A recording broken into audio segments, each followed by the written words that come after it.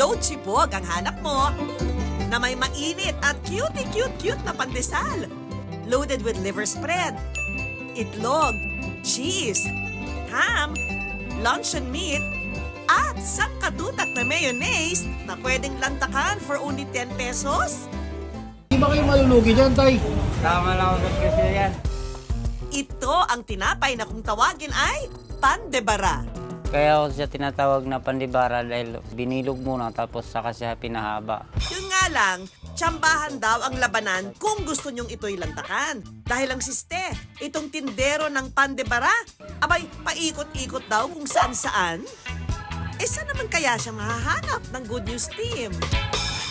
Sulit na merienda talaga to, guys. Kaya must try din. Nitong mga nakalipas na araw, namataan ng isang vlogger ang tindero nito na nag-iikot sa Divisoria sa Maynila. Kaya naman ang mga suki nito, may kanya-kanyang say sa viral pandebara na ito. Pag nakatikim ka na ito, babalik ka sa kapagkabata mo. Tuwing papasok ako ng kinder at grade 1, ito lagi pinapabaon sa ni mama, nag-aabang siya sa school, madaling araw pa lang. First time man itong makita ng iba, pero ang pandebara pala, dekada 90 pa rito sa Maynila. Medyo matabang-tabang, hindi naman siya maalat. Dati naman talaga manipis to. Ito ngayon, parang makapal na siya. Malaman na. Ang makapal at siksik na modern version ng pandebara, paandar daw ng 49 anyos na si Jeffrey. Kaya naisipan ko pong yun ibenta ng pandibara kasi nakikita namin na medyo mabili naman. Nagtrabaho raw noon si Jeffrey bilang construction worker. Pero dahil madalas na kulang pa sa sapat ang kanyang kinikita, nag-isip daw siya ng bagong racket na pagkakakitaan at dito na nga raw niya naisip na magtinda ng pandebara. Kung noon, lagari ang hawak niya, ngayon, kutsilyo na.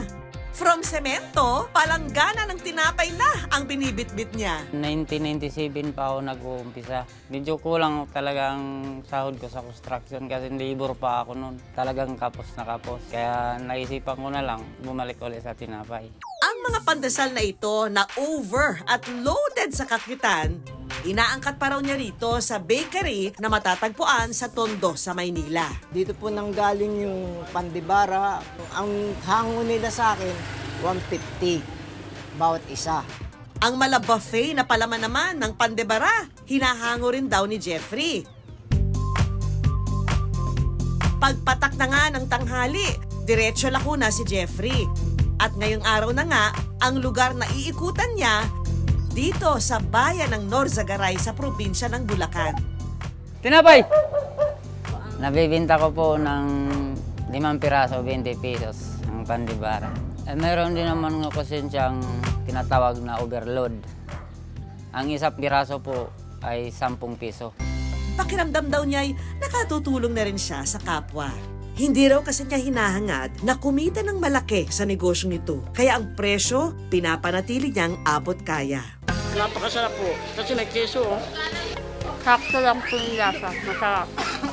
Pero bakit nga ba mula Maynila? Sa Norzagaray napunta ang ating bentahan, Jeffrey. Dito raw kasi naninirahan ang kanyang pamilya. Kaya naman kung minsan, isinasabay na niya ang pagtitinda sa pagdalaw sa kanila.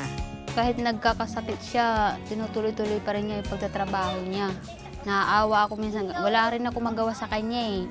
Kasi siya lang ang maaasahan ko sa paghahanap buhay. Mura man ang tinda, abay malaki raw ang ipinagbago ng buhay niya at ng kanyang pamilya. Dala ng pagtitinda niya ng pandebara. Malaki na itulong sa pagtitinda ng pandibara ni Jeffrey sa pag-aaral ng anak ko. Doon kami kumukuha sa kanya pagsusuporta. Sa isang araw, ang malinaw daw niyang kita, naglalaro sa 400 hanggang 500 pesos. At bilang pasasalamat ni Jeffrey sa kanyang mga parokyano, may good news siyang hatid. Dahil for today, libre niya itong ipamamahagi sa kanyang mga kapitbahay. Kaya mga kababayan, pila na! Tawagan mo na yung mga anak mo. Anong palaman sa'yo?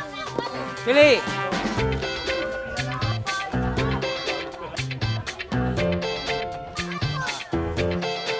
Sarap po, liver spread. Pasalamat po kami at nakaano din kami ng kahit paano makapagmerienda din ng libre. Maraming salamat po sa nag-sponsor.